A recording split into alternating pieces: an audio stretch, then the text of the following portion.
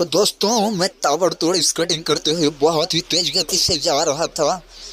फिर थोड़ा दूर जाने के बाद हुआ यूं कि कुछ नहीं हुआ भाइयों, मैं एकदम सही सलामत हूँ और बहुत ही स्पीड से स्केटिंग करके जा रहा था। बहुत ही मजा आ रहा था, क्या बताएं आप लोगों को। ये एकदम मस्त तरीके से, बहुत ही स्मूथ तरीके से जा रहा था। रोड एकदम चकाचक चनाचन जैसा दिख रहा है, आप लोग देख सकते हैं। एकदम सपाट प्लेन और खाली सड़क का स्केटिंग पे मजा ही कुछ और होता है दोस्तों। बहुत ही तेज भाग सकते हैं खाली सड़क पे आप, लेकिन भीड़ भाड़ वाले इलाके में आप इतना तेजी से स्केटिंग नहीं कर सकते हैं। थोड़ा बहुत खतरा तो बना ही रहता है। तो चलिए, जिस लोगों को मेरा वीडियो पसंद आया वो लोग एक लाइक कर दीजिए, और जिन लोगों को पसंद नहीं आया वो लोग भी कृपया एक लाइक कर दें और चैनल को सब्सक्राइब कर ले।